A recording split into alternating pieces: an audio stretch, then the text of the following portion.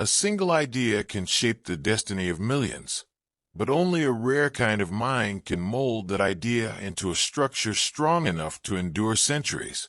And the story of such a mind begins long before the world recognizes its quiet power. Imagine a young man who speaks softly, often hesitates in crowds, and suffers from fragile health that forces him into long hours of study rather than the energetic activities expected of his peers. Imagine him surrounded by books, quietly wrestling with questions that challenge the limits of human government. Imagine him asking not simply how nations rise, but how they remain stable without sacrificing liberty. That young man would one day help to create the framework for a republic that would grow into one of the most influential political systems on earth.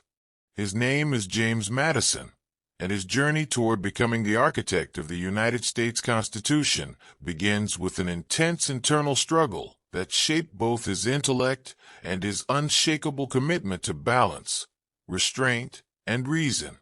From the start, Madison approached the world with a seriousness that seemed beyond his years. He grew up in the rolling countryside of Virginia, where the rhythm of plantation life revolved around seasons, labor, and the complex social order of the 18th century. As a child, he studied under private tutors who recognized his unusual hunger for knowledge.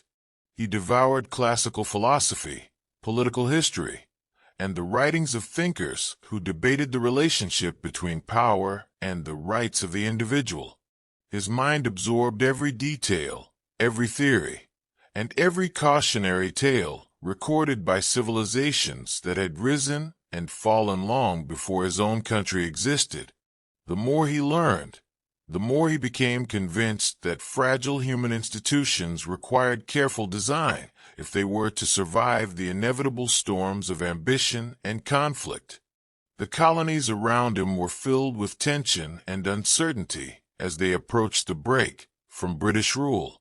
The promise of independence offered hope, but it also threatened chaos if the new nation failed to establish a system capable of guiding 13 often divided states. Madison watched closely as the young republic struggled to find unity under the Articles of Confederation. The government created by those articles was intentionally weak because the states feared centralized authority after years under a powerful crown. However, that weakness soon became dangerous. The national government had no reliable means of raising funds, enforcing laws, or resolving disputes between states. Local interests often overshadowed the needs of the entire nation. Trade disputes erupted. State currencies competed. Citizens grew restless. Rebellions emerged, the most famous being Shays' Rebellion in Massachusetts, which revealed the instability that could erupt when a government could neither protect its people nor uphold its own authority. Madison understood these events as warning signs. He believed that if the United States continued down this path, the Union would fracture, and the promise of the Revolution would fade into bitter disappointment. He saw the Articles of Confederation as a loose rope rather than a binding tie, and he feared that the nation would unravel entirely unless a stronger, more balanced structure was created. His concern did not come from a desire for power, but from a belief that liberty requires order, and order cannot exist without a government able to act on behalf of all citizens. Determined to prevent collapse, Madison began studying political systems with even greater intensity. He spent countless hours examining the governments of ancient Greece, Rome, and other historical civilizations. He noted their failures, their achievements, and the delicate factors that determined their fates. He read deeply into philosophy, including the works of Montesquieu, who argued for the separation of powers to prevent tyranny. Madison questioned everything, tested each idea against real-world examples, and shaped his own conclusions through a methodical process that became the foundation of his political genius. By the time he reached the Continental Congress, Madison had become one of the few leaders who fully grasped the dangers facing the young republic. He observed how states acted like independent nations, how disagreements stalled progress, and how foreign powers viewed the United States as unstable and vulnerable. European nations doubted the longevity of this new experiment in democracy. Some believed it would collapse and fall back under colonial rule. Others expected it to fragment into several smaller countries.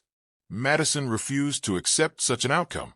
He believed the American people deserved a government that reflected their ideals while protecting them from the excesses that destroyed earlier republics. He believed that unity was not simply a political preference, but a necessity for survival. When the idea of a constitutional convention began to emerge, Madison recognized it as the opportunity he had been waiting for, a moment when the nation might correct its course before it drifted too far into disorder. He prepared for it with extraordinary dedication. While many delegates planned to arrive with general opinions, Madison planned to arrive with a vision. Months before the convention, he wrote extensively about the flaws of the Articles of Confederation and outlined the principles needed to replace them. He crafted what became known as the Virginia Plan, a bold proposal that called for a strong national government with separate branches, each endowed with its own authority, but constrained by checks that prevented overreach. He believed that such a structure would protect citizens from tyranny while preserving the collective strength of the Union. His preparation was so thorough that many historians consider him the most intellectually equipped delegate to attend the convention. As the delegates gathered in Philadelphia in the summer of 1787, the atmosphere was thick with uncertainty. They met inside Independence Hall, the same building where the Declaration of Independence had been signed only 11 years earlier. The heat was intense, the windows were kept shut for secrecy, and the debates that unfolded inside those walls were filled with passion, disagreement, and a sense of enormous responsibility. Madison sat quietly through many of these debates, rarely raising his voice, but always listening intently. He took meticulous notes that would later become one of the most valuable records of the convention. Every argument mattered. Every idea carried consequences. The future of the nation depended on the ability of these men to compromise without abandoning the principles of liberty that had inspired the Revolution. The stakes could not have been higher. Madison's influence grew not through dramatic speeches, but through the strength of his reasoning. He offered insights that guided discussions toward solutions. He reminded delegates that the purpose of the convention was not to adjust the old system, but to create a new framework capable of solving problems that had plagued the nation since independence. His Virginia Plan became the starting point for the debates, and although it would be revised many times, its core structure remained. He supported a national government that could regulate trade, enforce laws, and act on behalf of all citizens. He argued that the government must be strong enough to function, but limited enough to prevent abuse. This delicate balance became the defining principle of the Constitution. As the summer progressed, conflicts erupted over representation, the role of the executive branch, and the rights of states versus the authority of the national government. Delegates from large states and small states clashed over how much influence each should possess. Some feared domination by more populous regions. Others feared endless stagnation if every state held equal power regardless of size. The eventual compromise created a bicameral legislature consisting of the House of Representatives, based on population, and the Senate, where each state received equal representation. This compromise, shaped in part by Madison's earlier arguments, became one of the foundational features of the United States Congress. Although the process was exhausting and often emotionally charged, Madison remained completely focused on the long-term stability of the nation. He believed that temporary disagreements must not overshadow the greater goal of securing a stable republic that could withstand future challenges. With every decision, he asked himself whether the structure they created would still function not only in the coming years, but in generations far beyond their own lifetimes. Many delegates admired Madison's discipline, even if they did not always agree with his proposals, because they recognized that he approached each issue with careful logic rather than personal ambition. He understood that a republic must be designed to channel human nature toward the common good, and he believed that this could be achieved only through a structure that prevented any single person or group from holding unchecked power. His insights guided the development of the separation of powers, a system in which the legislative, executive, and judicial branches each possessed distinct responsibilities. This design ensured that no branch could dominate the others, and it reflected Madison's deep understanding of both political theory and the lessons of history. He believed that governments often fall to tyranny not because they are weak, but because they allow too much authority to accumulate in one place. His solution was to divide that authority in a way that allowed the branches to restrain one another while still functioning as a unified system. The delegates refined this concept through intense debate, and Madison played a central role in shaping the final structure that would become the Constitution. As discussions continued, the challenge of balancing state sovereignty with national authority remained a constant source of tension.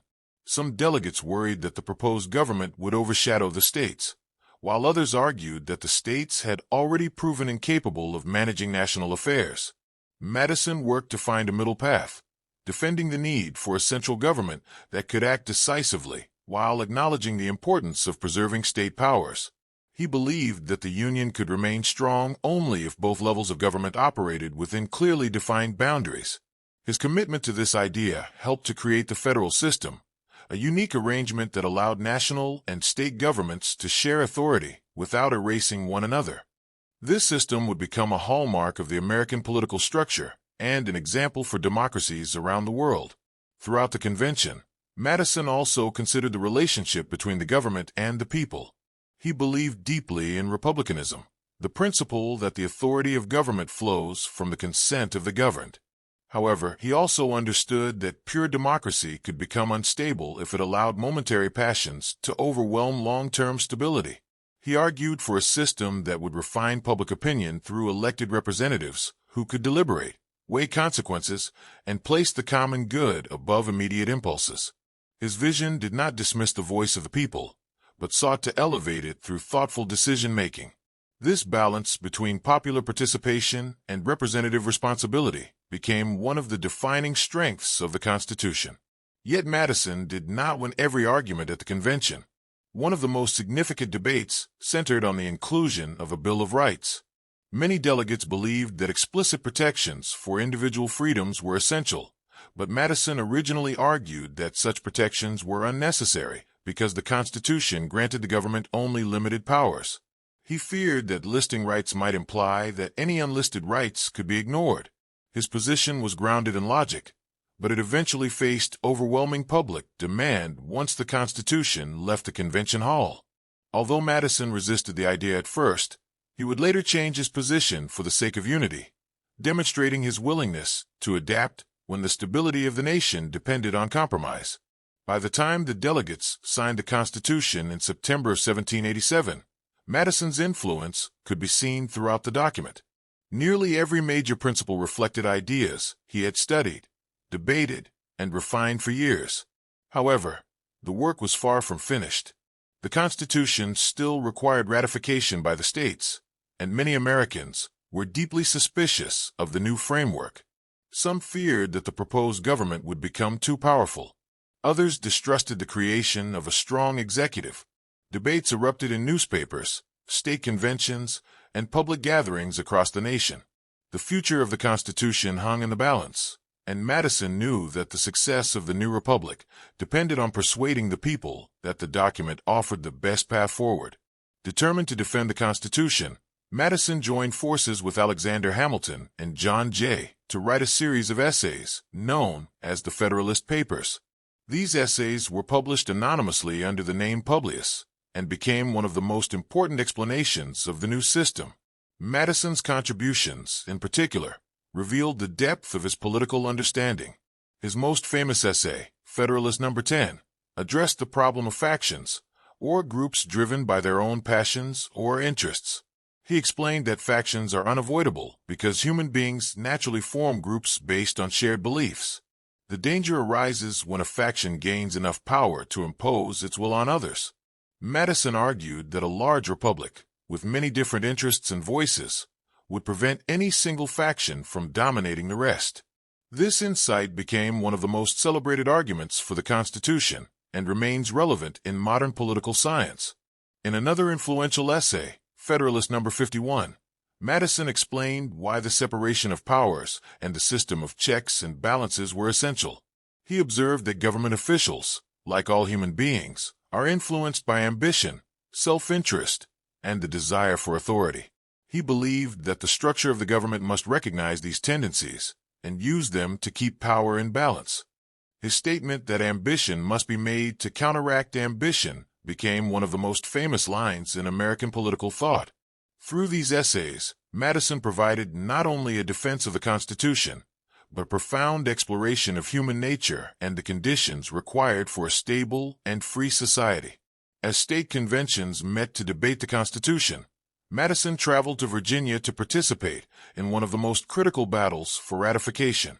Many influential Virginians opposed the new document, including the passionate orator Patrick Henry.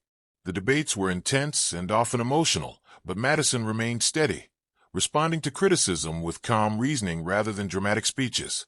His persistence, clarity, and deep understanding of the Constitution eventually convinced enough delegates to secure Virginia's approval. This victory was essential because without Virginia, the Union would have been dangerously weakened. After months of effort, the Constitution was finally ratified by the required number of states, and the new government was established. Madison had achieved one of the most remarkable political accomplishments in history, but he understood that the work of building a nation does not end with the creation of a document. He believed that the Constitution must be tested, interpreted, and strengthened through practical governance. As the new Congress prepared to meet, Madison was elected to the House of Representatives, where he played another critical role in shaping the early years of the Republic. His first major task was to address the widespread demand for a Bill of Rights. Although he had previously questioned the necessity of such amendments, he recognized that the country needed reassurance. Citizens feared that the new government might become too powerful, and their trust could not be secured without explicit protections. Madison set aside his earlier doubts and drafted a list of amendments designed to protect freedom of speech, freedom of religion, the right to a fair trial, and other fundamental liberties. He chose language that preserved individual rights without restricting future interpretations of those rights. His careful approach allowed the amendments to strengthen the Constitution while maintaining its flexibility. Through his leadership, 10 of the proposed amendments were adopted as the Bill of Rights, a cornerstone of American democracy and a testament to his ability to adapt when necessary. Madison's role in the creation of the Bill of Rights demonstrated his understanding that a stable government requires both strong institutions and the trust of the people those institutions serve. He knew that without public confidence, even the most carefully designed system could falter. By championing these protections, he helped to unite supporters and skeptics of the Constitution, strengthening the foundation of the young republic. His actions revealed a leader who valued principle over pride, and who recognized that the success of a nation depends on the ability of its leaders to listen, adjust, and respond to the concerns of citizens. As the new government took shape, Madison continued to influence major decisions that would define the early republic. He advised President George Washington, offered guidance on domestic and foreign affairs, and worked to establish precedents that would guide future administrations. Although he often disagreed with some of his contemporaries, including Alexander Hamilton, he maintained a steady commitment to Republican ideals and the belief that government must remain accountable to the people. His disagreements with Hamilton eventually helped to shape the first political parties in the United States, but Madison always viewed political competition as a natural and acceptable part of a healthy republic as long as it remained grounded in respect for constitutional principles. Madison's later years brought him to the presidency, a role he accepted with caution and humility. His time in office was marked by the War of 1812, a conflict that tested the nation's resilience and revealed the challenges of maintaining unity in the face of external threat. Although the war caused significant strain, Madison's leadership helped to preserve national sovereignty and demonstrated the endurance of the constitutional framework he had helped to create.